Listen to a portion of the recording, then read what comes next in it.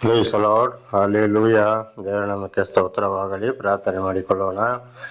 ಸರ್ವ ಸೃಷ್ಟಿಕರ್ತನಾದ ತಂದೆಯ ದೇವರೇ, ಮಗನ ದೇವರೇ, ಪರಿಶುದ್ಧಾತ್ಮನೇ, ನಿಮ್ಮ ನಾಮಕ್ಕೆ ಸ್ತೋತ್ರ ಸ್ವಾಮಿ. ದಿವಸವು ಈ ಸಮಯವೂ ಕೂಡ ನಿಮ್ಮಿಂದ ನೇಮಕವಾದಂತಹ ದಿವಸ ಸಮಯವಾಗಿದೆ. ಅದಕ್ಕಾಗಿ ನಿಮಗೆ ಸ್ತೋತ್ರ. ಈ ದಿವಸದ ಸಂದೇಶದ ಭಾಗವನ್ನು ಕೂಡ ಹೇರಳವಾಗಿ ಆಶೀರ್ವದಿಸಿರಿ. ನಿಮ್ಮ ಪವಿತ್ರ ಆತ್ಮರ ಮೂಲಕ ನಡೆಸುವುದಕ್ಕಾಗಿ ನಿಮಗೆ ಸ್ತೋತ್ರ. ನಿಮ್ಮ ಪ್ರೀತಿ ಸಾಹಿಲ್ಲದೆ ಯಾರು ಏನು ಮಾಡಲು ಸಾಧ್ಯವಿಲ್ಲ. ನಿಮ್ಮೆಲ್ಲ ಉಪಕಾರಗಳಿಗಾಗಿ ಕೃತಜ್ಞತಾ ವಂದನೆಗಳು. ಯೇಸುವಿನ ನಾಮದಲ್ಲಿ ಪ್ರಾರ್ಥಿಸಿದ್ದೇನೆ ನಮ್ಮ ತಂದೆ, ಆಮೇನ್. ಇದನ್ನು ಕೇಳುತ್ತಿರುವ ನನ್ನ ಸಹೋದರ ಸಹೋದರಿಯರೇ, ನಿಮಗೂ ನನ್ನ ಹೃದಯಪೂರ್ವಕವಾದಂಥ ನಮಸ್ಕಾರಗಳು. ಈ ದಿವಸ ನಿಮ್ಮನ್ನು ಹಾಗೂ ನಿಮ್ಮ ಮಕ್ಕಳನ್ನು, ಯವನಸ್ಥ ಹುಡುಗ ಹುಡುಗಿಯರನ್ನು, ವಯಸ್ಸಾದವರನ್ನು, ಪ್ರತಿಯೊಬ್ಬರನ್ನು ಕೂಡ ದೇವರು ಹೇರಳವಾಗಿ ಆಶೀರ್ವದಿಸಲಿ. ಈ ದಿವಸದ ಸಂದೇಶದ ಭಾಗವು 2 ಅರಸು 9ನೇ ಅಧ್ಯಾಯ 18ರಿಂದ 2 ಅರಸು 9ನೇ ಅಧ್ಯಾಯ 18ರಿಂದ. ದೇವರ ನಾಮಕ್ಕೆ ಸ್ತೋತ್ರವಾಗಲಿ. ವಚನದ ಕಡೆಗೆ ಹೋಗೋಣ. ನಿನ್ನೆ ನಾವು ತಿಳ್ಕೊಂಡಿದ್ದೇವೆ, ದೇವರು ಇಸ್ರಾಯೇಲರಲ್ಲಿ ಯೋರಾಮ ಎಂಬ ಒಂದು ಅರಸನನ್ನು ಆರಿಸಿಕೊಂಡ್ರು.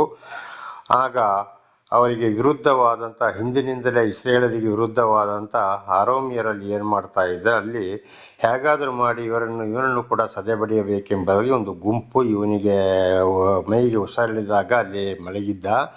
ಅವನ ಮಾತಾಡಲಿಕ್ಕೆ ಅಂತೇಳಿ ಬರ್ತಾ ಇದ್ದಾರೆ. ಆವಾಗ ಅವನು ಹೇಳ್ತಾನೆ, ಅಲ್ಲಿ ಒಂದು ಗುಂಪು ಬರ್ತಾ ಇದೆ ಅಂತೇಳಿ. ಯಾರು? ಈ ಅರಸನ, ಇಸ್ರಾಯೇಲ್ ಅರಸನ ಒಂದು ಸೇವಕ. ಅರಸ ಹೇಳ್ತಾನೆ, ಹೋಗಿ ನೀವು ಒಳ್ಳೆ ವರ್ತಮಾನವನ್ನು ತಂದಿದ್ದೀರೋ ಅಥವಾ ಅಶುಭ ವರ್ತಮಾನವನ್ನು ತಂದಿದ್ದೀರೋ ಅಂತ ಒಬ್ಬನನ್ನು ಕಳುಹಿಸು ಅಂತೇಳಿ ಅರಸ ಶಿಷ್ಯನಿಗೆ ಹೇಳಿತ. ಆಗ ಇದರ ಅರ್ಥ ಏನಪ್ಪ ಅಂದರೆ, ಇವತ್ತು ವಿರೋಧಿಗಳು ನಮ್ಮನ್ನ ಹಾಳು ಮಾಡೋಕ್ಕೋಸ್ಕರ, ಒಳ್ಳೆಯವರನ್ನು ಕೆಟ್ಟವರು ಹಾಳು ಮಾಡೋಕ್ಕೋಸ್ಕರ, ಕೆಟ್ಟವರ ಯೋಚನೆ, ಹೃದಯ, ಮನಸ್ಸು ಸರಿಯಿಲ್ಲದಿರುವುದರಿಂದ ಯಾವುದಾದ್ರೂ ಒಂದು ರೀತಿಯಲ್ಲಿ ಬಂದು ಉಪಾಯದಿಂದ ಮಾತಾಡಿ ಅವನನ್ನು ಶಾಂತಗೊಳಿಸಿ, ಸಮಾಧಾನಗೊಳಿಸಿ, ಅವರ ಮೇಲೆ ವಿಶ್ವಾಸ ಬರುವ ಹಾಗೆ ಮಾಡಿ ಅವರನ್ನು ಕೆಡಿಸುವವರು ಬಹಳ ಮಂದಿ ಇದ್ದಾರೆ. ಅದಕ್ಕೆ ಒಳ್ಳೆಯ ಒಂದು ಉಪಾಯವನ್ನು ಕೂಡ ಮಾಡುವವರಾಗಿದ್ದಾರೆ, ಚೆನ್ನಾಗಿದ್ದುಕೊಂಡೇ ಚೆನ್ನಾಗಿ ಮಾತಾಡಿ. ಅದಕ್ಕೆ ಈ ಅರಸನ ಹೇಳ್ತಾ ಇದ್ದಾನೆ, ಹೋಗಿ ಅವನ ಹತ್ರ ನೀನು ಕೇಳು ಅಂತೇಳಿ. ದೇವರ ನಾಮಕ್ಕೆ ಸ್ತೋತ್ರ. ಹಾಗೆ ಇದರ ಬಗ್ಗೆ ಕೂಡ ನಮ್ಮ ವಿರೋಧಿಗಳು ಒಂದೊಂದ್ಸಲ ನಮ್ಮ ಮೇಲೆ, ನಾವು ಎಷ್ಟೇ ಅವರನ್ನು ವಿಶ್ವಾಸ ಇಟ್ಟರು, ಏನೇ ಮಾಡಿದ್ರು, ಅವರಿಗೆ ನಮ್ಮನ್ನು ಕೆಡಿಸ್ಬೇಕು ಅಥವಾ ಯಾವುದಾದ್ರೂ ಒಂದು ಒಳ್ಳೆ ರೀತಿಯಲ್ಲಿ ಜೀವಿಸುವಾಗ ಹಾಳಾಗಬೇಕು ಅಂತ ಇನ್ನೊಬ್ಬೊಬ್ಬರ ಒಂದು ಬುದ್ಧಿ ಏನಪ್ಪ ಅಂದರೆ, ಅವರು ಕೇಳಿದಾಗೆ ಅವರಿಗೆ ಕೊಡ್ತಾ ಇರಬೇಕು. ಕೊಡದೆ ಹೋದರೆ ಅವರಿಗೆ ಬಹಳ ಕೋಪ, ಬೇಸರ. ಎಷ್ಟೇ ಚೆನ್ನಾಗಿ ನಡ್ಕೊಂಡ್ರು ಕೂಡ ಕೇಳಿದಾಗೆ ದುಡ್ಡಾಗಲಿ ಅಥವಾ ಯಾವುದೇ ಒಂದು ವಿಷಯದಲ್ಲಾಗಲಿ, ಒಂದು ಆಹಾರ ಪದಾರ್ಥವಾಗಲಿ ಯಾವುದಿಲ್ಲ, ಕೊಡ್ತಾ ಇರಬೇಕು. ಕೊಡದೆ ಹೋದರೆ ಬಹಳ ಅವರಿಗೆ ಬೇಸರ. ಅವರು ಕೊಟ್ಟಿದ್ದಾರೆ, ಮಾಡಿದ್ದಾರೆ, ಆಗಾಗ ಅವರಿಗೆ ತೊಂದರೆ ಕೊಡಬಾರ್ದು ಅಂತ ಹೇಳುವಂಥ ಯೋಚನೆ ಇಲ್ಲ. ಅವರಾಗ ಏನು ಮಾಡ್ತಾರೆ, ಜಗಳ ಮಾಡೋದು, ಇತರರ ಕೈಲಿ ಬಯಸೋದು, ಮಾಡೋದು, ನಾನಾ ತಿಳಿದು ಮಾಡುತ್ತಾರೆ. ಇದು ನನ್ನ ಜೀವಿತದಲ್ಲಿ ನೆರವೇರುತ್ತಲೇ ಇದೆ, ಆಗ್ತಲೇ ಇದೆ. ಇದು ದೇವರ ನಾಮಕ್ಕೆ ಸ್ತೋತ್ರ. ಹಾಗೆ ಬಹಳ ಎಚ್ಚರ, ಎಲ್ಲರನ್ನ ಕಂಡುಹಿಡಿಯುವಂಥದ್ದು ಜ್ಞಾನ ಬೇಕು. ಅದಕ್ಕೂ ದೇವರ ಸಹಾಯ ಇಲ್ಲದೆ ಅದು ಸಾಧ್ಯವೇ ಇಲ್ಲ. ಅದಕ್ಕೆ ಅರಸ ಹೇಳ್ತಾನೆ, ಹೋಗಿ ಅವನನ್ನು ವಿಚಾರಿಸು ಅಂತೇಳಿ. ಆಗ ಹೇಗೆ ವಿಚಾರಿಸು ಅಂದರೆ, ನೀವು ಹೀಗೆ ನಮ್ಮನ್ನು ಹಾಳು ಮಾಡೋಕ್ಕೆ ಬಂದಿದ್ದೀರಾ ಅಂತ ವಿಚಾರಿಸ. ನೀವು ಚೆನ್ನಾಗಿದ್ದೀರಾ, ಏನು ವಿಷಯ, ಏನಾಗಿ ಬಂದಿದ್ದೀರಿ ನೀವು ಅಂತ ಶಾಂತಿ ಸಮಾಧಾನದಲ್ಲಿ ಅವರ ಮಾತಾಡಿ ಅವರ ಮನಸ್ಸನ್ನು ನಾವು ಕಂಡುಹಿಡಿಬೇಕು ಅಂತ ಇದರ ಅರ್ಥ. 18ನೇ ವಚನ. ರಾಹುತನು ಯೆಹೋವನನ್ನು ಎದುರುಗೊಂಡು, ಅರಸನು ಶುಭವಾರ್ತ ಉಂಟಾ ಎಂದು ಕೇಳುತ್ತಾನೆ ಅನ್ನಲು ಅವನು, ಶುಭವಾರ್ತ ನಿನಗೇನು, ನನ್ನ ಹಿಂದೆ ಬಾ ಎಂದು ಹೇಳಿದನು. ಕಾವಲುಗಾರನು ಅರಸನಿಗೆ, ರಾಹುತನು ಆ ಗುಂಪನ್ನು ಮುಟ್ಟಿದನು, ಆದರೆ ತಿರುಗಿ ಬರುವುದು ಕಾಣಿಸುವುದಿಲ್ಲ ಎಂದು ತಿಳಿಸಿದಾಗ ಅರಸನು ಇನ್ನೊಬ್ಬ ರಾಹುತನನ್ನು ಕಳಿಸಿದನು. ನೋಡಿ, ದೇವರ ನಮಗೆ ಸ್ತೋತ್ರವಾಗಲಿ. ಅವನು ಏನು ಮಾಡ್ತಾನೆ, ಈ ಅರಸಂತ್ರ ಈ ರಾಹುತ ಹೋಗ್ತಾನೆ. ಹೋಗಿ ಏನಪ್ಪ ಶುಭ ವರ್ತಮಾನ ಅಂತ ಕೇಳುವಾಗ, ನನ್ನ ಶುಭವಾರ್ತೆ ನಿನಗೇನು, ನೀನು ನನ್ನ ಹಿಂದೆ ಬಾ ಅಂತ ಕಾವಲುಗಾರನಿಗೆ ಅರಸ ಹೇಳ್ತಾನೆ. ದೇವರ ನಮಗೆ ಸ್ತೋತ್ರ. ಏನು ಮಾಡ್ತಾನೆ ಆರಾಮಿರ ಅರಸ, ನೀನು ನನ್ನ ಜೊತೆಯಲ್ಲಿ ನೀನು ಬಾ, ನಿನಗೇನು ಅಂತೇಳಿ ಈ ಇಸ್ರಾಯೇಲರ ಅರಸ ಕಳಿಸಿದಂಥ ಮನುಷ್ಯ ವಾಪಸ್ಸು ಬಂದಿಲ್ಲ. ಆಗ ಮುಂದೆ ನೋಡೋಣ. ಇವನು ಹೋಗಿ ಯೆಹೋವನನ್ನು ಎದುರುಗೊಂಡು, ಅರಸನು ವಾರ್ತೆ ಉಂಟಾ ಎಂದು ಕೇಳುತ್ತಾನೆ ಅನ್ನಲು ಅವನು, ಶುಭವಾರ್ತೆ ನಿನಗೇನು, ನನ್ನ ಹಿಂದೆ ಬಾ ಅಂದನು.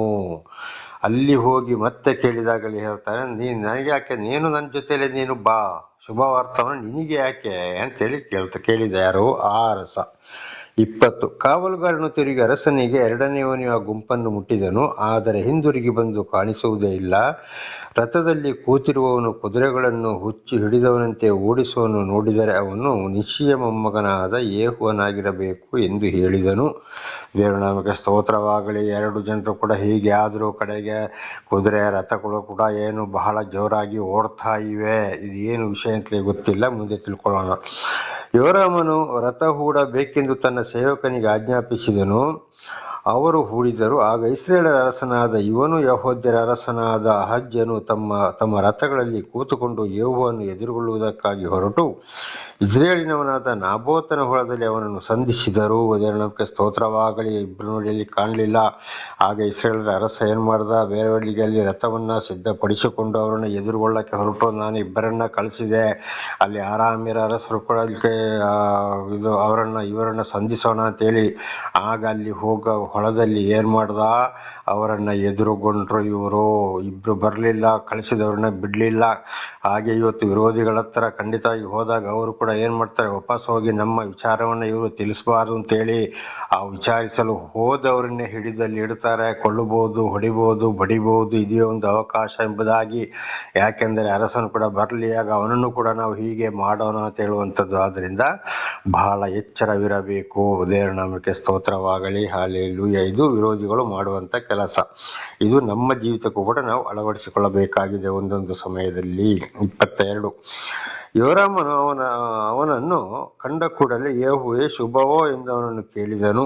ಅದಕ್ಕೆ ಅವನು, ನಿನ್ನ ತಾಯಿಯ ದೇವ ದ್ರೋಹವು ಮಂತ್ರ ತಂತ್ರವು ಪ್ರಬಲವಾಗಿರುವಲ್ಲಿ ಶುಭವೆಲ್ಲಿಂದ ಬರುವುದು ಎಂದು ಉತ್ತರ ಕೊಟ್ಟನು. ದೇವರ ಸ್ತೋತ್ರ.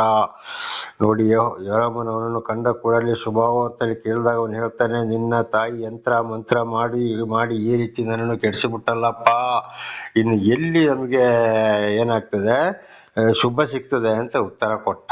ದೇವರ ನಾಮಕ್ಕೆ ಸ್ತೋತ್ರ. ಹಾಗಿದ್ರೆ ಅರ್ಥ, ಇವತ್ತು ದೇವರಿಂದ ಆದುಕೊಂಡವರು ಮಾಯಾ ಮಂತ್ರ ಜ್ಯೋತಿಷ ವಿಗ್ರಹಾರಾಧನೆಗೆ ಹೋದ್ರೆ, ಅಂಥದನ್ನ ಮಾಡಿಸಿದ್ರೆ ಖಂಡಿತವಾಗಿ ಅಲ್ಲಿ ಅಂಥವರಿಗೆ ಶಾಂತಿ ಸಮಾಧಾನ ಸಿಕ್ಕುವುದಿಲ್ಲ. ಯಾವ ರೀತಿಯಲ್ಲಿ ಒಳ್ಳೆಯದಾಗಲು ಸಾಧ್ಯವಿಲ್ಲ. ಅದು ಮಹಾ ದುಷ್ಟಶಕ್ತಿ, ಸೈತಾನನ ಕಾರ್ಯ ಅಂತ ಅದಕ್ಕೆ ಹೇಳೋದು. ದೇವರು ದರ್ಶನ ಕೊಟ್ಟ ಮೇಲೆ, ದೇವರು ಆರಿಸಿಕೊಂಡ ಮೇಲೆ ಮಂತ್ರ ತಂತ್ರ ವಿಗ್ರಹ ಆರಾಧನೆಗೆ ಆ ದೇವರು ಈ ದೇವರು, ಕಲ್ಲು ಮಣ್ಣು ಬೆಳ್ಳಿ ಬಂಗಾರ ಯಾವುದೇ ಪೂಜೆ ಪುರಸ್ಕಾರಕ್ಕೆ ಹೋಗಬಹುದು ಬರೋದು ಇಲ್ಲ ದೇವರುಗಳು ಅಲ್ಲವೇ ಅಲ್ಲ ಅಂತವ್ರು ಮಾಡೋರನ್ನು ಹಿಂಬಾಲಿಸಬಾರದು.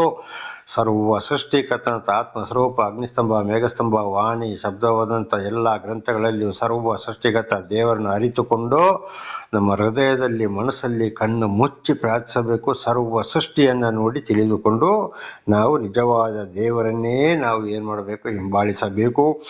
ದೇವರು ದರ್ಶನ ಕೊಟ್ಟ ಮೇಲೆ ತಿರುಗಿ ಹಿಂದಿನ ಜೀವಿತಕ್ಕೆ ಹೋದರೆ ಖಂಡಿತವಾಗಿ ಅಲ್ಲಿ ಶಾಂತಿ ಸಮಾಧಾನ ಒಳ್ಳೆಯದು ಸಿಕ್ಕುವುದಿಲ್ಲ. ಅದು ಇಲ್ಲಿವರೆಗೆ ಬಹಳ ಜನರನ್ನು ಈ 31 ವರ್ಷ ದೇವರನ್ನು ಹಿಂಬಾಲಿಸುವ ಜೀವಿತದಲ್ಲಿ ನೋಡಿದ್ದೇನೆ, ಈಗಲೂ ಕೂಡ ನೋಡುತ್ತಲೇ ಇದ್ದೇನೆ. ದೇವರ ನಾಮಕ್ಕೆ ಸ್ತೋತ್ರವಾಗಲಿ. ಹಲ್ಲೆಲೂಯಾ. 23 ಒಡನೆ ಯೋರಾಮನು ತನ್ನ ರಥವನ್ನು ತಿರುಗಿಸಿ ಅಜಯ್ಯನಿಗೆ, ಅಹಜ್ಯನೇ ಇದು ಒಳಸಂಚು ಎಂದು ಹೇಳಿ ಓಡಿ ಹೋದನು. ದೇವರ ನಾಮಕ್ಕೆ ಸ್ತೋತ್ರವಾಗಲಿ. ನೋಡಿ, ಆ ಕೂಡಲೇ ಅವನು ಏನು ಮಾಡ್ತಾನೆ, ಅವನು ವಿರೋಧ ಮಾತನಾಡುವಾಗ, ಅಯ್ಯೋ ಇದೇನೋ ಒಳಸಂಚಪ್ಪ, ಇದು ಬೇಡ, ರಥವನ್ನು ತಿರುಗಿಸು ಅಂತ ಅಲ್ಲಿಂದ ಅವರನ್ನು ಬಿಟ್ಟು ಬಂದ. ಹಾಗೆ ವಿರೋಧಿಗಳು ಈ ರೀತಿ ಅಲ್ಲಿ ಹೋದಾಗ ಅವರು ಏನಾದರೂ ನಮಗೆ ತಿರುಗಿ ನಮ್ಮ ಮೇಲೆ ತಪ್ಪು ಹೊರಿಸುವುದಾದರೆ ಮಾತಾಡುವುದಾದರೆ ಖಂಡಿತವಾಗಿ ಅಲ್ಲಿಂದ ಏನು ಮಾಡಬೇಕು, ತಿರುಗಿ ಬರಬೇಕು. ವಿರೋಧ ಮಾತು ಒಳ್ಳೆಯ ವಿಚಾರವನ್ನು ಕೇಳಿದಾಗ ಮಾತಾಡಿದಾಗ ಅಲ್ಲಿ ತಿರುಗಿ ನಾವು ಬರಬೇಕು, ಅವ್ರ ಜೊತೆ ನಾವು ಇರಬಾರದು. ದೇವರ ನಾಮಕ್ಕೆ ಸ್ತೋತ್ರ. ಹಲ್ಲೆಲೂಯಾ. 24 ಯೇಹು ಪೂರ್ಣ ಬಲದಿಂದ ಬಿಲ್ಲನ್ನು ಬಗ್ಗಿಸಿ ಯೋರಾಮನ ಬೆನ್ನಿಗೆ ಬಾಣವನ್ನೆಸೆದನು. ಅದು ಅವನ ಹೃದಯದಿಂದ ಹೊರಗೆ ಬಂದಿತು. ಅವನು ಮುದುರಿಕೊಂಡು ರಥದಲ್ಲಿ ಬಿದ್ದನು. ಯೋರಾಮ ಏನ್ ಮಾಡ್ದ, ಬೆನ್ನಿಗೆ ಬಾಣವನ್ನೆಸೆದು ಬಿಟ್ಟ. ಅದು ಅವನ ಹೃದಯ ಹುಕ್ಕಿತು. ಯಾರ್ದು, ಆರಾಮನ ಅರಸರ ಹೃದಯವನ್ನು ಹುಕ್ಕಿತು. ರಥದಲ್ಲಿ ಬಿದ್ದಿದ್ದನು. ದೇವರ ನಾಮಕ್ಕೆ ಸ್ತೋತ್ರವಾಗಲಿ. ಹಲ್ಲೆಲೂಯಾ. ಹಾಗೆ ಇವತ್ತು ಎಲ್ಲಿ ದೇವರ ದರ್ಶನವಾದ ಮೇಲೆ ದೇವರ ವಿಷಯನ ಕೇಳಿ ಅನಾಚಾರ ಗರ್ವ ಅಹಂಕಾರದಿಂದ ಹೋಗ್ತಾರೋ ಅಂಥವರನ್ನ ದೇವರು ವಿರೋಧಿಗಳ ಕೈಗೆ ಒಪ್ಪಿಸಿ ಅಲ್ಲಿ ಶಿಕ್ಷೆಯನ್ನ ಕೊಡ್ತಾರೆ ಅಂತ ಇದರ ಅರ್ಥವಾಗಿದೆ. 25 ಆಗ ಯೇಹು ತನ್ನ ಜೊತೆಯಲ್ಲಿದ್ದ ಬಿಲ್ಕರನೆಂಬ ಸೇನಾಧಿಪತಿಗೆ ಯೋರಾಮನ ಶವವನ್ನು ಎತ್ತಿ ಇಸ್ರಾಯೇಲಿನವನಾದ ನಾಬೋತನ ಹೊಲದಲ್ಲಿ ಹಾಕು. ಒಂದು ದಿವಸ ನಾವಿಬ್ಬರು ಕುದುರೆ ಹತ್ತಿ ಇವನ ತಂದೆಯಾದ ಅಹಾಬನ ಹಿಂದಿನಿಂದ ಹೋಗುತ್ತಿರುವಾಗ ಯೆಹೋವನು ಅಹಾಬನಿಗೆ, ತನ್ನ ಮಾತನ್ನು ಕೇಳು, ನೀನು ನೆನ್ನೆ ಸುರಿಸಿದ ನಾಬೋತನ ಮತ್ತು ಅವನ ಮಕ್ಕಳ ರಕ್ತವನ್ನು ನಿಶ್ಚಯವಾಗಿ ನೋಡಿದ್ದೇನೆ. ನೀನು ಅವರ ರಕ್ತವನ್ನು ಸುರಿಸಿದ ಹೊಲದಲ್ಲಿ ನಿನಗೆ ಮೈಯಿ ತೀರಿಸುವೆನೆಂದು ಪ್ರವಾದಿಯಿಂದ ಹೇಳಿಸಿದ್ದು ನಿನಗೆ ನೆನಪಿರುತ್ತದಲ್ಲ. ಯೆಹೋವನ ಆ ಮಾತು ನೆರವೇರುವಂತೆ ಇವನ ಶವವನ್ನು ಆ ಹೊಲದಲ್ಲಿ ಹಾಕಿಬಿಡುವು ಎಂದು ಹೇಳಿದನು. ದೇವರ ನಾಮಕ್ಕೆ ಸ್ತೋತ್ರ. ನೋಡಿ, ಅಲ್ಲಿ ಏನಾಯಿತು, ಅರಸ ಮತ್ತು ಅರಸನ ಹೆಂಡತಿ ಈ ದ್ರಾಕ್ಷ ತೋಟಕ್ಕಾಗಿ ನಾಬೋತನ ಒಂದು ಒಳ್ಳೆ ರೈತನನ್ನು ಏನು ಮಾಡಿದ್ರು, ಕೊಲೆ ಮಾಡಿಸಿದ್ರು. ದ್ರಾಕ್ಷ ತೋಟವನ್ನು ತೆಕೊಂಡ್ರು. ಅದಕ್ಕೆ ನಿನ್ನ ಮತ್ತು ನಿನ್ನ ಸಂತಾನವನ್ನೇ ಅಳಿಸಿ ಹಾಕ್ಬಿಡ್ತೇನೆ, ಅವರ ರಕ್ತವನ್ನು ನಾಯಿಗಳು ನೆಕ್ಕು ಎಂಬ ಮಾತು ಅಲ್ಲಿ ಹೇಳಿದ್ರು. ಹಾಗೆ ನೋಡಿ, ಬರ್ತಾ ಬರ್ತಾ ಏನಾಯ್ತು, ಆ ಒಂದು ಸಾಧು ಮನುಷ್ಯ ನಾಬೋತನನ ರಕ್ತವನ್ನು ಆಸ್ತಿಗಾಗಿ ಸುರಿಸಿದ ಅರಸನವರ ಕತೆ ಏನಾಯ್ತು, ಅಲ್ಲಿಗೆ ಅವನ ಸಂತಾನದವರೆಗೆ ಬಂತು. ದೇವರ ನಂಬಿಕೆ ಸ್ತೋತ್ರವಾಗಲಿ. ಹಲ್ಲೆಲೂಯಾ. ಹಾಗೆ ಇವತ್ತು ಯಾರು ಅನ್ಯಾಯವಾಗಿ ಒಬ್ಬರ ಆಸ್ತಿಯನ್ನು ಕಿತ್ತುಕೊಳ್ತಾರೆ, ಆಸ್ತಿ ಪಾಸ್ತಿ ಬೆಳ್ಳಿ ಬಂಗಾರ ಅಡವಿಟ್ಟುಕೊಳ್ಳೋದು, ಬಡ್ಡಿಗೆ ಬಡ್ಡಿ ಏರಿಸಿಕೊಳ್ಳುವಂಥದ್ದು, ಅಗತಾವ ಆಸ್ತಿ ಪಾಸ್ತಿಗಾಗಿ ಒಬ್ಬರನ್ನು ಹೊಡೆದು ಕೊಲೆ ಮಾಡುವಂಥದ್ದು, ಎಷ್ಟೋ ಆಸ್ತಿಗಳನ್ನು ವಶಪಡಿಸಿಕೊಳ್ಳುವಂಥದ್ದು, ಏನೇನೋ ನಡೆದು ಹೋಗ್ತಿದೆ. ಬಲಾಢ್ಯರು ಬಡವರನ್ನು ಓಡಿಸುವಂಥದ್ದು. ಉದಾಹರಣೆಗೆ ಗೊತ್ತಿದೆ, ಒಂದು ಕಬ್ಬಿಣದ ಅದುರಿಗಾಗಿ ನಮ್ಮ ಕರ್ನಾಟಕ ರಾಜ್ಯದ ಮಂತ್ರಿ ಏನೇನು ಮಾಡಿದ, ಎಷ್ಟು ಜನರನ್ನ ಕೊಲೆ ಮಾಡಿಸಿದ, ಎಷ್ಟು ಜನರನ್ನ ಓಡಿಸಿದ, ಏನೇನು ಆಯಿತು, ಕಡೆಗೆ ಏನಾಯ್ತು ಅವನ ಗತಿ. ಅಪರಾಧಿಗಳೊಂದಿಗೆ ಜೈಲಲ್ಲಿ ಕೊಳೆಯುವ ಹಾಗೆಯೂ ಕೂಡ ಆಯಿತು, ಆಮೇಲೆಯೂ ಕೂಡ ಆಗಿ ಹೋಯಿತು ಪರಿಸ್ಥಿತಿ. ಇವತ್ತು ಕೂಡ ಅಲ್ಲಿಂದ ಎಷ್ಟೋ ಎಕರೆ ಜಾಗದಲ್ಲಿ ಮನೆ ಕಟ್ಟುವಂಥದ್ದು, 2 ಹೆಲಿಕಾಪ್ಟರ್ಗಳಿರುವಂಥದ್ದು ಎಲ್ಲವೂ ಹೋಯಿತು. ಮತ್ತು ಈಗ ಹಾಗೆ ಸಂಪೂರ್ಣ ನಾಶವಾಗಿ ಹೋಯಿತು. ಇದು ನನ್ನ ಕಣ್ಣಾರೆ ಕಂಡಿದ್ದು. ಅದೇ ಸ್ಥಳದಲ್ಲಿ ಸ್ವಲ್ಪ ದೂರದಲ್ಲಿ ನಾನು ಇದ್ದವನೇ. ಆಮೇಲೆ ಈಗಲೂ ಏನಾಯ್ತು, ಅವನ ಪರಿಸ್ಥಿತಿ ಅಧೋಗತಿಗೆ ಇಳೀತು. ಮುಂದೆಗಾದರೂ ದೇವರ ವಾಕ್ಯದ ಪ್ರಕಾರ ಸಂತಾನವೇ ನಿರ್ನಾಮ ಆಗಿ ಹೋಗ್ತದೆ. ಒಂದೇ ಸಲ ಹೋಗುವುದಿಲ್ಲ, ನಿಧಾನವಾಗಿ ಹೋಗ್ತದೆ. ಇನ್ನೊಬ್ಬರಿಗೆ ದಗ, ಮೋಸ, ಅನ್ಯಾಯ, ಆಸ್ತಿ ಪಾಸ್ತಿ ಕಿತ್ತುಕೊಳ್ಳೋದು, ಹೊಡೆಯೋದು, ಕೊಲೆ ಮಾಡುವುದು, ಬಡ್ಡಿಗೆ ಹಣ ಕೊಟ್ಟುವುದು, ಅವನ ಆಸ್ತಿ ಪಾಸ್ತಿ ಬೆಳ್ಳಿ ಬಂಗಾರಗಳನ್ನ, ಅವನ ವಾಹನಗಳನ್ನ ವಶಪಡಿಸಿಕೊಳ್ಳುವಂಥದ್ದು, ರೌಡಿಗಳನ್ನ ಬಿಟ್ಟವರಿಗೆ ಹೊಡಿಸುವಂಥದ್ದು, ನಾನಾ ರೀತಿ. ಈಗ ನೋಡಿ, ಒಬ್ಬೊಬ್ಬರು ಮಹಾ ಬಲಾಢ್ಯರು ಕೊಲೆ ಮಾಡಿಸಿ ಏನೇನೋ ಮಾಡಿ ಇವತ್ತು ಏನು ಮಾಡ್ತಾ ಇದ್ದಾರೆ, ಜೈಲಲ್ಲಿ ಕೊಳೀತಾ ಇದ್ದಾರೆ ನಾನಾ ರೀತಿಯಲ್ಲಿ. ಬೇರೊಬ್ಬ ಈಗಲೂ ಕರ್ನಾಟಕ ರಾಜ್ಯದಲ್ಲಿ ಒಬ್ಬ ಮಂತ್ರಿ ಆದವನು ಕಡೆಗೆ ಅವನು ರೌಡಿ ಸವಸ ಇದ್ದವನು ಬೇರೆ ರೌಡಿಗಳನ್ನು ಬಿಟ್ಟುಕೊಂಡು ಎಷ್ಟು ವಿಧವರನ್ನ ಜನರನ್ನ ಓಡಿಸಿ ಆಸ್ತಿ ಪಾಸ್ತಿ ಮಾಲ್ಕೊಂಡ ಏನು ಇಲ್ಲದಂಥ ಮನುಷ್ಯ ಇವತ್ತು ಎಷ್ಟೋ ಸಾವಿರ ಕೋಟಿ ಆಸ್ತಿಯವನಾಗಿದ್ದಾನೆ. ಆದರೆ ಇವತ್ತು ಏನಾಗ್ತಾರೆ, ಮಾನ ಮರ್ಯಾದೆ ಇವತ್ತು ಪತ್ರಿಕೆಗಳಲ್ಲಿಯೋ ಟಿವಿಗಳಲ್ಲಿ ಮೊಬೈಲ್ಗಳಲ್ಲಿ ನಾವು ನೋಡ್ತೇವೆ, ಮಾಧ್ಯಮಗಳಲ್ಲಿ ಮಾನ ಮರ್ಯಾದೆ ಹರಾಜಾಗ್ತಾ ಇದೆ. ಆದರೆ ಮುಂದೆ ದೇವರ ವಾಕ್ಯದ ಪ್ರಕಾರ ಅವರ ಸಂತಾನವೇ ನಿರ್ನಾಮ ಆಗಿ ಹೋಗ್ತದೆ. ದೇವರು ಬಿಟ್ಟು ಬಿಡುವುದೇ ಇಲ್ಲ. ಹಾಗೆ ಅಂಥ ಒಂದು ಒಳ್ಳೆಯ ರೈತನಾದ ನಾಬೋತನ ತೋಟವನ್ನು ಅನ್ಯಾಯವಾಗಿ ಕಿತ್ತುಕೊಂಡು ಅವನ ಸಂತಾನಕ್ಕೆ ಆ ಶಾಪ ಬಂತು. ಹಾಗೆ ನನ್ನ ಸಹೋದರ ಸಹೋದರಿಯರೇ, ಬಹಳ ಎಚ್ಚರವಾಗಿರಬೇಕು. ಇನ್ನು ಕೆಲವರು ಲಾಭಕ್ಕಾಗಿ, ಒಂದು ಕಮಿಷನಿಗಾಗಿ, ಅವನ ಕೈಯಿಂದ ಸ್ವಲ್ಪ ದುಡ್ಡು ಕಿತ್ತುಕೊಳ್ಳೋಕ್ಕಾಗಿ ಯಾರ್ಯಾರ ಪರವಾಗಿ ದೂಷಣೆ ಮಾಡೋದು, ಮಾಡೋದು, ಆ ಕಡೆ ಕಿತಾಪತಿ ಮಾಡೋದು, ಬ್ರೋಕರ್ ಕೆಲಸಗಳನ್ನ ಮಾಡಿ ಇನ್ನೊಂದು ಕುಟುಂಬಗಳನ್ನು ಕೂಡ ಹಾಳು ಮಾಡ್ತಾರೆ. ಬಲಾಢ್ಯರೊಂದಿಗೆ ಸೇರಿಕೊಂಡು ಅಂಥವರೊಂದಿಗೆ, ಈ ರಾಜಕಾರಣಿಗಳಿಗೊಂದಿಗೂ ಇಂಥ ರೌಡಿಗಳೊಂದಿಗೆಲ್ಲ ಸೇರಿಕೊಂಡು ಬಹಳ ಎಚ್ಚರವಾಗಿರಬೇಕು. ಇನ್ನೊಬ್ಬರ ಒಂದು ಕಣ್ಣೀರು, ದಗ, ಮೋಸ ಏನಾಗ್ತದೆ, ಸಂತಾನಕ್ಕೆ ಪಾಪ ಬಂದು ಹೋಗ್ತದೆ. ದೇವರ ನಮಗೆ ಸ್ತೋತ್ರವಾಗಲಿ. ಭಗವಂತ ಪರಮಾತ್ಮನ ಯೇಸು ಕ್ರಿಸ್ತನು ಯೆಹೋವನು ಕೊಟ್ಟಂತ 10 ದಶಾಜ್ಞೆಗಳಲ್ಲಿ ಒಂದು ವಾಕ್ಯ ಅಲ್ಲಿ ಇದೆ, ಕೊಲೆ ಮಾಡಬೇಡ ಎಂಬುದಾಗಿ. ಕೊಲೆ ಅಂದರೆ ನರಹತ್ಯ. ಒಬ್ಬನನ್ನು ಕೊಂದರೆ ಮಾತ್ರ ಕೊಲೆ ಅಲ್ಲ, ಅದರಲ್ಲಿ ಎಷ್ಟೊಬ್ಬನ ಮನಸ್ಸು ರೋಹಿಸುವುದು ಕೊಲೆನೇ. ನಾನಾ ರೀತಿಯಲ್ಲಿ ಒಬ್ಬನಿಗೆ ಅನ್ಯಾಯ, ದಗ, ಮೋಡ್ಸಿ, ಗಂಡ ಹೆಂಡತಿ ಮಕ್ಕಳ ಕಣ್ಣೀರು ಹಾಕ್ಸುವಂಥದ್ದು ಕೊಲೆ. ಅದಕ್ಕೆ ತಕ್ಕಾದ ಉತ್ತರವನ್ನ ಪರಲೋಕದಲ್ಲಿ ಜಲರಾಶಿ ಮೇಲೆ ಸಿಂಹಾಸನ ರೂಢನಾಗಿರುವುದರಿಂದ ಕೈಲಾಸದಲ್ಲಿ ವಾಸ ಮಾಡುವಂಥ ಪರಮಾತ್ಮ ಭಗವಂತನಾದ ದೇವರು ಆ ಶಿಕ್ಷೆಯನ್ನು ಅವರ ಸಂತಾನಕ್ಕೆ ಕೊಡ್ತಾರೆ. ಇದು ಮೊನ್ನೆ ಕೂಡ 230 ಎಕರೆ ಒಂದು ತೋಟ ಕೊಡಗು ಜಿಲ್ಲೆಯಲ್ಲಿ ಇದ್ದಂಥ ಒಂದು ಕುಟುಂಬವನ್ನ ಲಾಸ್ಟ್ಗೆ ಸರ್ವ ನಾಶವಾಗಿ ಹೋಗಿ, ನನಗೆ ಗೊತ್ತಿದ್ದಾಗೆ ಅಷ್ಟು ದೊಡ್ಡ ಐಶ್ವರ್ಯವಂತರು 230 ಎಕರೆ ಕಾಫಿ ಎಸ್ಟೇಟ್ ಇದ್ದವರು ಇನ್ನೊಬ್ಬರ ಜೀಪಲ್ಲಿ ಡ್ರೈವರ್ ಆಗಿ ದುಡಿಯಲಿಗೆ ಬಂತು. ಅವನ ಅಣ್ಣ ಕೂಡ ಅಲ್ಲಿ ಏನಾದ ಕಡೆಗೆ ಬಹಳ ಕಾಯಿಲೆ ಬಂದು ಹೋದ. ಇನ್ನೊಬ್ಬ ಇದು ಏನದ ಇದು ಪಾಯ್ಸನ್ ತಗೊಂಡು ಆತ್ಮಹತ್ಯೆ ಮಾಡಿಕೊಂಡ. ದೇವರ ನಾಮಕ್ಕೆ ಸ್ತೋತ್ರವಾಗಲಿ. ಹಲ್ಲೆಲೂಯಾ. ಪರಿಸ್ಥಿತಿ ಎಲ್ಲಿಗೆ ಬಂತು ನೋಡಿ.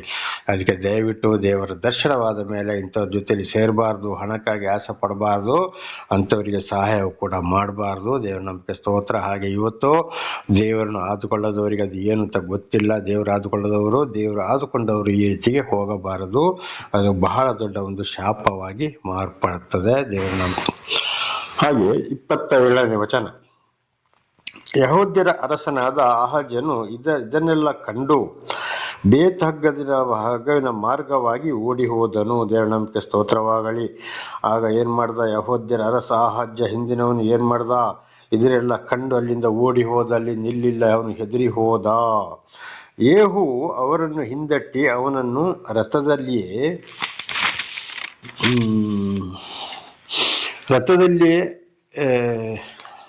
ಯೇಹು ಅವನನ್ನು ಕಂಡು ರಥದಲ್ಲಿ ಹೊಡೆಯಿರಿ ಎಂದು ಕೂಗಲು ಅವನ ಜನರು ಇಬ್ಜೆಯಾಮಿನ ಬಳಿಯಲ್ಲಿರುವ ಗೂರ್ ಘಟ್ಟದ ಮೇಲೆ ಅವನನ್ನು ಗಾಯಪಡಿಸಿದರು. ಅಹಜ್ಯನು ಮೆಗಿದ್ದೋವಿಗೆ ಓಡಿ ಹೋಗಿ ಅಲ್ಲಿ ಸತ್ತನು. ದೇವರ ನಂಬಿಕೆ ಸ್ತೋತ್ರವಾಗಲಿ. ಆಗ ನೋಡಿ ಅವನೊಬ್ಬ ಏನ್ ಮಾಡದ? ಅಹಜ್ಯನು, ಅವನು ಕೂಡ ದೇವರಿಗೆ ವಿರುದ್ಧವಾದಂಥ ಒಂದು ಅರಸ. ಅವನು ಕೂಡ ಅಲ್ಲಿ ಏನಾಡ್ದ? ಇದನ್ನ ಕಂಡಾಗ ಅವನು ಓಡಿ ಹೋದ. ಆಗ ದೇವರಿಂದ ಆಯ್ಕೆಗೊಂಡಂತ ಇಸ್ರೇಲರ ಅರಸ ಯೇಹು ಏನ್ ಹೇಳ್ತಾನೆ? ಹೋಗಿ ಅವನನ್ನು ಹೊಡೆಯಿರಿ ಎಂಬುದಾಗಿ. ಆಗ ಇಸ್ರೇಲರಾಗಿ ಅರಸನ ಸೈನಿಕರು ಏನ್ ಮಾಡಿದ್ರು? ಅವನು ಓಡಿ ಹೋಗಿದಾಗ ರಥದಲ್ಲಿ ಹಿಡಿದು ಅಲ್ಲಿ ಹೊಡೆದವನು ಗಾಯ ಮಾಡಿದ್ರು. ಅವನು ಕೂಡ ಸತ್ತು ಹೋದ. ದೇವರ ನಂಬಿಕೆ ಸ್ತೋತ್ರವಾಗಲಿ. ಹಲ್ಲೆಲೂಯಾ.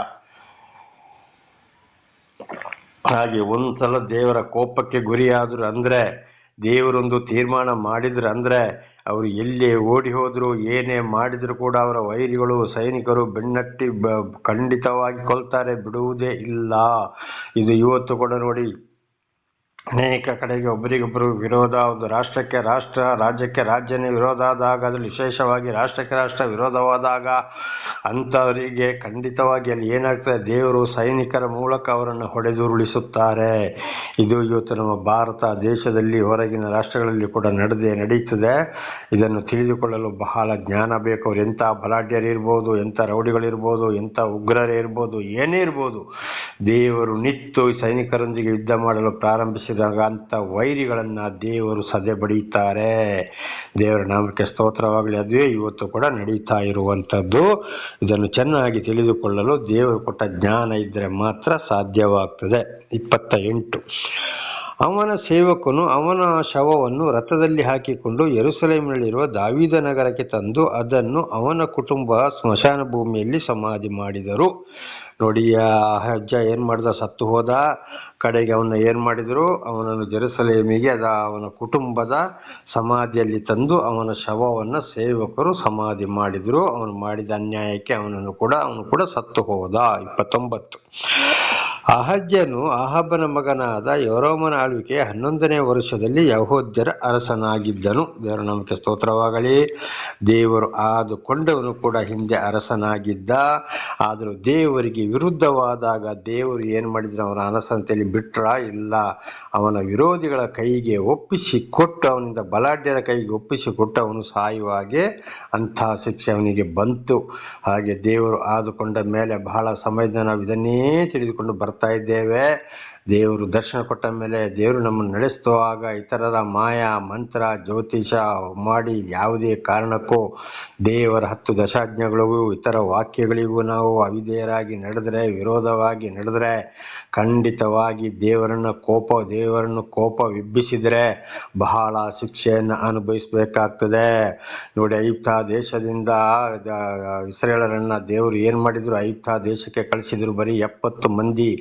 ಅಲ್ಲಿ 20 ವರ್ಷದ ಮೇಲ್ಪಟ್ಟ ಗಂಡು ಸಂತಾನ ಮಾತ್ರ 6 ಲಕ್ಷ. ಅಲ್ಲಿಂದ ಇಸ್ರೇಲರನ್ನ ಐಗುಪ್ತ ದೇಶದಿಂದ ಬಿಡುಗಡೆ ಮಾಡಿಕೊಂಡು ಬರುವಾಗ 20 ವರ್ಷದ ಮೇಲ್ಪಟ್ಟವರು, 20 ವರ್ಷದ ಕೆಳಪಟ್ಟವರು ಗಂಡು ಸಂತಾನ ಒಂದು ಲೆಕ್ಕ ಮಾಡಲಿಲ್ಲ. ಹೆಣ್ಣು ಸಂತಾನ ಚಿಕ್ಕದರಿಂದ ಬಹಳ ಹಿರಿಯವರಿಗೂ ಕೂಡ ಒಂದೇ ಒಂದು ಲೆಕ್ಕ ಹಾಕಲಿಲ್ಲ. ಆದರೆ ದೇವರು ಮೋಶೆ ಮುಖಾಂತರ ತಿಳಿಸಿದರು. ದೇವರಿಗೆ ವಿರುದ್ಧವಾಗಿ ಗುಣಗುಟ್ಟಿದ್ರು. ಕಡೆಗೆ ವಿಗ್ರಹಾರಾಧನೆಗೂ ಕೂಡ ಹೋದ್ರು. ಬಸವನ ಮೂರ್ತಿಗಳನ್ನ ಮಾಡಿಕೊಂಡ್ರು. ಕುಡಿದ್ರು ಕುಪ್ಪಳಿಸಿದ್ರು. ಏನೆಲ್ಲ ದೇವರಿಗೆ ವಿರುದ್ಧವಾಗಿ ನಡೆದ್ರು. ಕಡೆಗೆ ಏನಾಯಿತು? ನಾನಾ ಥರದ ಶಿಕ್ಷೆ. ಐಗುಪ್ತ ದೇಶಕ್ಕೂ ಮೋಶೆಯನ್ನು 40 ವರ್ಷ ಹಿಂದೆ ಕುಣಿಸಿದ್ರು.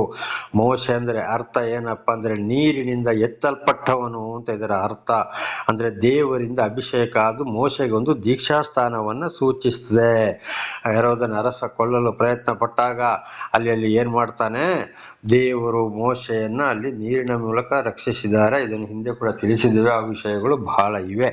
ಹಾಗೆ ಅವರು ಸಂಪೂರ್ಣ ಏನು ಮಾಡಿದ್ರು? ದೇವರೇ ಅವರನ್ನು ಅಂಥ ಒಂದು ಕಠಿಣ ಅರಸನ ಕೈಯಿಂದ ನಡೆಸಿಕೊಂಡು ಬಂದು ಕೆಂಪು ಸಮುದ್ರದ ನೀರನ್ನು ಅಡ್ಡಗೋಡನ್ನಾಗಿ ನಿಲ್ಲಿಸಿ ಇಸ್ರೇಲರನ್ನು ದಾಟಿಸಿದ್ರು. ವಿರೋಧಿಗಳನ್ನು ಸಂಪೂರ್ಣವಾಗಿ ಮುಚ್ಚಿ ಹಾಕಿದ್ರು ಸಮುದ್ರದೊಳಗೆ. ಅವರಿಗೆ ಲಾವಕ್ಕಿ, ಮಣ್ಣ, ಊಟ, ಅಗ್ನಿಸ್ತಂಭ, ಮೇಘಸ್ತಂಭವಾಗಿ ದೇವರವರನ್ನು ನಡೆಸ್ತಾ ಬಂದರು. ಇಷ್ಟೆಲ್ಲ ಬಂದರು. ಅವ್ರ ಕಡೆಗೆ ಏನು ಮಾಡಿದ್ರು? ದೇವರಿಗೆ ವಿರುದ್ಧವಾಗಿ ತಿರುಗಿ ಬಿದ್ದರು. ದೇವರ ಮೇಲೆ ಭರವಸೆ ಇಡಲಿಲ್ಲ. ಆದ್ರಿಂದ ಏನು ಮಾಡಿದ್ರು? ಅವರು ದೇವರವರನ್ನು ಸರಿಯಾದ ಶಿಕ್ಷೆಗೊಳಪಡಿಸಿದ್ರು. ಅನೇಕರು ಅನೇಕರನ್ನು ಹಾವು ಕಚ್ಚಿಕೊಂಡ್ರು. ಅನೇಕರು ದೊಡ್ಡ ಕಾಯಿಲೆಗಳಲ್ಲಿ ಸತ್ತರು. ಅನೇಕರು ಭೂಕಂಪವಾಗಿ ಅಂದರೆ ಭೂಮಿ ಒಡೆದು ಹೋಗಿ ಅದರಲ್ಲಿ ತುಂಬಿಸಲ್ಪಟ್ಟರು. ಅವರ ದನ ಕುರಿಗಳಿಗೆ ಪ್ರತಿಯೊಂದಕ್ಕೂ ಕೂಡ ಅಲ್ಲಿ ಏನಾಯಿತು? ಎಲ್ಲದಕ್ಕೂ ಕಾಯಿಲೆ ಬಂದು ಹೋಯಿತು. ಹಾಗೆ ನಾನಾ ರೀತಿಯಲ್ಲಿ ಶಿಕ್ಷೆಗೊಳಪಟ್ಟರು. ಆದರೆ ಯೆಹೋಶುವ, ಕಾಲೇಬ ಮಾತ್ರ ಈ 20 ವರ್ಷದ ಮೇಲ್ಪಟ್ಟ 6 ಲಕ್ಷದಲ್ಲಿ 2 ಮಾತ್ರ ಕಾನಾನ್ ದೇಶ ಸೇರಿದರು ಎಂಬುದಾಗಿ ನಾವು ಇದನ್ನು ಹಿಂದೆ ತಿಳಿದುಕೊಂಡಿದ್ದೇವೆ.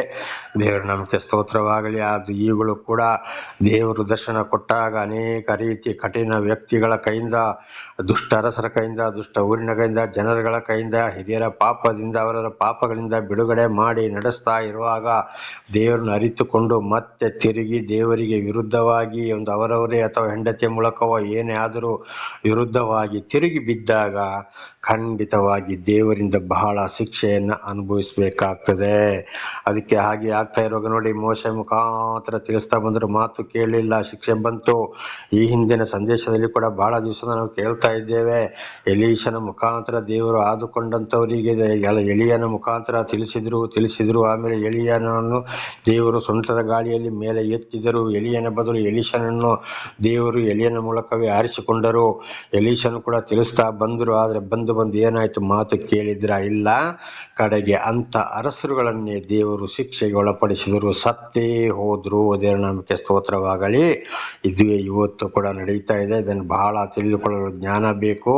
ಕಷ್ಟ, ಸಂಕಟ, ದುಃಖಗಳು, ನಾನಾ ಥರದ ಕಾಯಿಲೆಗಳು, ಏನೇನೋ ಆಗುವಂಥದ್ದು, ನಾನಾ ರೀತಿಯನ್ನು ಕಾಣಬಹುದು. ಇದು ನನ್ನ ಈ 31 ವರ್ಷ ದೇವರ ಆರಿಸಿಕೊಂಡ ಜೀವಿತದಲ್ಲಿ ಬರ್ತಾ ಎಲ್ಲವನ್ನ ತಿಳಿದುಕೊಂಡಾಗ, ಅದರ ವಿಶೇಷವಾಗಿ ಈಗಲೂ ತಿಳಿದುಕೊಂಡಾಗ, ನೋಡ್ತಾ ಇದ್ದಾಗ ಬಹಳ ದೇವರಿಗೆ ವಿರುದ್ಧವಾದರೆ ಬಹಳ ಶಿಕ್ಷೆ ಬಂದೇ ಬರುತ್ತದೆ. ದೇವರ ನಾಮಕ್ಕೆ ಸ್ತೋತ್ರವಾಗಲಿ. ಹಲ್ಲೆಲೂಯಾ. ಹಾಗೆ ಈಗ 30ನೇ ವಚನ. ಯೇಹು ಇಸ್ರೇಲಿಗೆ ಬಂದನು. ಈಜೆಬೆಲು ಇದನ್ನು ಕೇಳಿ ತಲೆಯನ್ನು ಆಭರಣಗಳಿಂದ ಅಲಂಕರಿಸಿಕೊಂಡು ಕಣ್ಣಿಗೆ ಕಾಡು ಹಚ್ಚಿಕೊಂಡು ಕಿಟಕಿಯಿಂದ ನೋಡುತ್ತಾ ನಿಂತಳು. ದೇವರ ನಾಮಕ್ಕೆ ಸ್ತೋತ್ರವಾಗಲಿ. ನೋಡಿ, ಆ ಯೇಹು ದೇವರು ಆರಿಸಿಕೊಂಡಂಥ ಪ್ರವಾದಿ ಏನು ಮಾಡಿದ? ಇಸ್ರೇಲಿಗೆ ಬಂದ. ಈ ಆಹಾಬನು ಇದ್ದಾನಲ್ಲ, ಅವನ ಹೆಂಡತಿ ಅಲ್ಲಿ ಏನು ಮಾಡಿದ್ಲು? ಅವಳೇ ಗಂಡನನ್ನು ಉಬ್ಬಿಸಿ ಅಲ್ಲಿ ಈ ನಾಬೋತನ ಕೊಲೆಗೆ ಕಾರಣವಾದವಳು. ಆದ್ದರಿಂದ ಗಂಡ ಸತ್ತು ಹೋದ. ಕಡೆಗೆ ಈಗ ಯೇಹು ಅಲ್ಲಿಗೆ ಬಂದಾಗ ಏನು ಮಾಡ್ತಾಳೆ? ಇವಳೊಂದು ವ್ಯಭಿಚಾರಿಣಿ ಈಜೆಬೆಲು. ತಲೆಯನ್ನೆಲ್ಲ ಆಭರಣಗಳಿಂದ ಅಲಂಕರಿಸಿ, ಅಂದರೆ ಇವತ್ತು ಕೂಡ ನೋಡ್ಬೋದು, ಅನೇಕ ಸ್ತ್ರೀಯರು ತಲೆಯ ಕೂದಲ ಮೇಲೆ ಅಡ್ಡ ಉದ್ದ ಏನಿಲ್ಲ ಬಂಗಾರದ ಚೈನ್ಗಳನ್ನೆಲ್ಲ ಹಾಕೊಳ್ತಾರೆ. ಕಣ್ಣಿಗೆ ಒಂದು ಕಾಡಿಗಿಚ್ಚಿ ಹಚ್ಚಿಕೊಳ್ತಾರೆ. ಬಹಳ ಒಂದು ಲೇಪನವನ್ನು ಮಾಡಿಕೊಂಡು ಅವರೇ ಹೆಚ್ಚಿಸಿಕೊಳ್ತಾರೆ. ಇವತ್ತು ಕೂಡ ದೇವರು ಆದುಕೊಂಡ ಸ್ತ್ರೀಯರಲ್ಲಿ, ಆದುಕೊಳ್ಳದವರನ್ನು ಬಿಟ್ಟಾಕಿ ಆದುಕೊಂಡವರಲ್ಲಿ ಕೂಡ ಇಂಥ ಒಂದು ಅಲಂಕಾರ ಮಾಡೋರು ಬಹಳ ಜನ ಇದ್ದಾರೆ. ಆದರೆ ನಿಜವಾದ ಒಂದು ಸ್ತ್ರೀ ಆದರೆ ಖಂಡಿತವಾಗಿ ಈ ರೀತಿ ಆಭರಣ ಮಾಡಿಕೊಳ್ಳುವುದಿಲ್ಲ. ಅವರು ಎಷ್ಟೇ ಐಶ್ವರ್ಯವಂತರಾಗಲಿ, ಎಷ್ಟೇ ಕೋಟೇಶ್ವರರಾಗಲಿ, ಏನೇ ಇರಲಿ, ಅವರು ಅಲಂಕಾರ ಮಾಡಿಕೊಳ್ಳಲೇ ಹೋಗುವುದಿಲ್ಲ. ವಿಮೋಚನಾ ಕಾಂಡದಲ್ಲಿ ಬರೆದ ಹಾಗೆ ಒಂದು ಚಿಕ್ಕದಲ್ಲಿ ಇಟ್ಟುಕೊಂಡು ಅವರು ಅದರಲ್ಲೇ ಶಾಂತಿ ಸಮಾಧಾನದಿಂದ ತನ್ನನ್ನು ತಾನೇ ತಗ್ಗಿಸಿಕೊಂಡು ಹೋಗ್ತಾರೆ. ಯಾವಾಗ ದೇವರಿಂದ ತಳ್ಳಲ್ಪಟ್ಟರೋ ಅಥವಾ ಲೋಕದಲ್ಲಿ ಬೇಡಾದ ವಿಷಯದಲ್ಲಿ ಇದ್ದಾರೋ ಅವರು ನಾನಾ ರೀತಿಯಲ್ಲಿ ಅಲಂಕಾರ ಮಾಡಿಕೊಂಡು ತೋರಿಸಿಕೊಡುವವರಾಗಿದ್ದಾರೆ. ಇದು ಇವತ್ತು ಕೂಡ ಅದುವೇ ಕಾಣ್ತಾ ಇದೆ, ನೋಡ್ತಲೇ ಇದ್ದೇವೆ. ದೇವರ ನಾಮಕ್ಕೆ ಸ್ತೋತ್ರವಾಗಲಿ. 31. ಅನಂತರ ಆ ಅರಮನೆಯ ಪ್ರಾಕಾರದೊಳಗೆ ಬಂದ ಯೇಹುವನ್ನು ಕಂಡು ಅವನನ್ನು ಯಜಮಾನನನ್ನು ಕೊಂದ ಜಿಮ್ರಿಗೆ ಸಮಾನನೇ ಕ್ಷೇಮವೋ ಎಂದು ಕೇಳಿದನು. ದೇವರ ಸ್ತೋತ್ರವಾಗಲಿ. ನೋಡಿ, ಅಲ್ಲಿಂದ ಏನು ಮಾಡ್ದ, ಆ ಯೇಹು ಅರಮನೆಯೊಳಗೆ ಕಂಡಾಗ ಏನು ಮಾಡ್ತಾಳೆ ಅವಳು, ಒಳ್ಳೆ ಮನಸ್ಸಿನಿಂದ ಕೇಳಿಲ್ಲ, ಕ್ಷೇಮವೋ ಅಂತ ಕೇಳ್ತಾ ಇದ್ದಾಳೆ. ನೋಡಿ ಯಾವ ರೀತಿ ಉಪಾಯದಿಂದ ಮಾತಾಡಿದವಳು, ಕ್ಷೇಮವೋ ಎಂದು ಕೇಳಿದಳು. ಹಾಗೆ ಇಂಥ ವಿರೋಧಿಗಳು ಕೂಡ ಹಿಂದೆ ಆದಾಗೆ ಕೂಡ ಏನು ಮಾಡ್ತಾರೆ, ಬಹಳ ಶಾಂತಿ, ಸಮಾಧಾನ, ಸಂತೋಷದಿಂದ ಮಾತನಾಡುವ ಹಾಗೆ ಮಾತನಾಡ್ತಾರೆ. ಯಾಕೆಂದರೆ ಅವರನ್ನು ತಮ್ಮ ಅವರ ಮನಸ್ಸು ಇವರ ಬಳಿಗೆ ಬರುವ ಹಾಗೆ. ಯಾಕೆಂದರೆ ಇಲ್ಲದೆ ಅವರು ಸುಲಭವಾಗಿ ಅವರಿಗೆ ಏನು ಶಿಕ್ಷೆ ಕೊಡಲು ಆಗುವುದಿಲ್ಲ, ಇವರು ನೆನೆಸಿದ ಹಾಗೆ ಮಾಡಲು ಆಗುವುದಿಲ್ಲ. ಅದಕ್ಕಾಗಿ ಅವರ ಮನಸ್ಸನ್ನು ಇವರ ಕಡೆಗೆ ಸೆಳೆದುಕೊಳ್ಳುವಂಥದ್ದು. ಹಾಗೆ ವಿರೋಧಿಗಳ ಹತ್ರ ಹೋಗುವವರು ಗಂಡಾಗಲಿ ಹೆಂಗಸಾಗಲಿ ಬಹಳ ಎಚ್ಚರವಾಗಿರಬೇಕು. ಅದಕ್ಕೆ ಕೀರ್ತನೆ 1 ಬಹಳ ಚೆನ್ನಾಗಿ ಉಪಯೋಗಿಸಬೇಕು. ದುಷ್ಟರ ಆಲೋಚನೆಯಂತೆ ನಡೆಯದೆ, ಪಾಪಾತ್ಮರ ಪಥದಲ್ಲಿ ಕಾಲು ಹೊರದೆ, ಧರ್ಮನಿಂದಕರೊಡನೆ ಕೂತುಕೊಳ್ಳದೆ, ಹಗಲು ಇರುಳು ಯೆಹೋವನ ವಾಕ್ಯವನ್ನು ಧ್ಯಾನಿಸುವವನು ಎಷ್ಟೋ ಧನ್ಯನು ಅಂತೇಳಿ. ಇಂಥವ್ರು ಹೀಗೆ ಅಂತ ನಮಗೆ ಗೊತ್ತಾದ ಮೇಲೆ ಅವರನ್ನು ಕ್ಷೇಮ ಅಂತ ಕೇಳಕ್ಕೂ ಹೋಗಬಾರ್ದು, ಯಾವ ವಿಚಾರಕ್ಕೂ ಹೋಗಬಾರ್ದು, ಕೊಡೋದು ತಗೊಳ್ಳೋದು ಯಾವುದೇ ಇರಬಾರ್ದು, ಅವರ ಹಿಂದೆಯೂ ಹೋಗಬಾರ್ದು. ಅಂಥವರು ಕೂತ್ಕೊಂಡಲ್ಲಿ ಕೂಡ ಕೂತ್ಕೊಳ್ಬಾರ್ದು, ಕೆಡಿಸ್ತಾರೆ, ಯಾವ ಟೈಮಲ್ಲಿ ಏನು ಮಾಡ್ತಾರೆ ಅಂತ ಗೊತ್ತಿಲ್ಲ. ಇದುವೇ ದೇವರು ತಿಳಿಸಿಕೊಡುವಂಥದ್ದು. ಆದ್ದರಿಂದ ಕೀರ್ತನೆ 1 ಬಹಳ ಚೆನ್ನಾಗಿ ನಾವು ಆಗಾಗ ನೆನೆಸಿಕೊಳ್ಳಬೇಕಾಗಿದೆ. ದೇವರ ನಾಮಕ್ಕೆ ಸ್ತೋತ್ರವಾಗಲಿ. 32ನೇ ವಚನ. ಅವನು ಕಣ್ಣೆತ್ತಿ ಕಿಟಿಕಿಯ ಕಡೆಗೆ ನೋಡಿ, ಅಲ್ಲಿ ನನ್ನ ಪಕ್ಷದವರು ಯಾರು ಎಂದು ಕೂಗಿದನು. ಕೂಡಲೇ ಆ ಕಿಟಿಕಿಯಿಂದ 2-3 ಕಂಚುಕಿಗಳು ಅವನ ಕಡೆಗೆ ನೋಡಿದರು. ಅವನು ನೋಡ್ತಾನೆ, ಯಾರಪ್ಪ ನನ್ನ ಪಕ್ಷದವರು, ಕ್ಷೇಮ ಹೇಳಕ್ಕೆ ಯಾರು ಇಲ್ಲ ಅಂತೇಳಿ. ಆಗ ಕಿಟಿಯೊಳಗಿಂದ ಈಜೆಬೆಲ್ ಜೊತೆಯಲ್ಲಿ 2-3 ಕಂಚುಕಿಗಳು ಅವನ ಕಡೆಗೆ ನೋಡಿದರು. ಅದರ ಇವರು ಈ ಕಂಚುಕಿ ಏನು ಮಾಡ್ತಾಳೆ, ಮಾತಾಡ್ತೀನಿ, ನೀವು ತಯಾರಾಗಿರಿ ಅವನನ್ನು ಕೊಲೆ ಮಾಡಲಿಕ್ಕೆ ಅಂತ ಇವಳ ಒಂದು ಅಭಿಪ್ರಾಯ. ಅದು ನಡೆದು ಹೋಯಿತು. 33. ಅವನು ಅವರಿಗೆ, ಆಕೆಯನ್ನು ಕೆಳಗೆ ದೊಬ್ಬಿರಿ ಎಂದು ಆಜ್ಞಾಪಿಸಲು ಅವರು ದೊಬ್ಬಿದರು. ಆಕೆಯ ರಕ್ತವು ಗೋಡೆಗೂ ಕುದುರೆಗಳಿಗೂ ಸಿಡಿಯಿತು. ಅವನು ಆಕೆಯ ಶವವನ್ನು ತುಳಿಸಿಬಿಟ್ಟನು. ದೇವರ ನಾಮಕ್ಕೆ ಸ್ತೋತ್ರವಾಗಲಿ. ಯೇಹು ಏನು ಮಾಡ್ದಲ್ಲಿ, ಕೂಡಲೇ ಅಲ್ಲಿ ಹೋಗಿ ಅವರ ದಬ್ಬಿದ್ರು. ಅವಳು ಯಾರನ್ನ, ಈಜೆಬೆಲ್ ಸ್ತ್ರೀಯನ್ನ.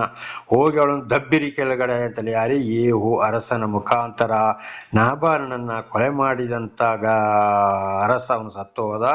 ಅರಸನು ಮಾಡಿಕೊಂಡ ಹೆಂಡತಿ ಈಜೆಬೆಲನ್ನು ಏನು ಮಾಡಿದ್ರು, ತುಳಿಸಿಬಿಡಿ, ಯಾಕೆನು ಗೋಡೆಗೆ ದಬ್ಬಿರಿ ಅಂತೇಳಿ ಅವಳನ್ನು ಕೊಂದು ಹಾಕಿದರು. 34.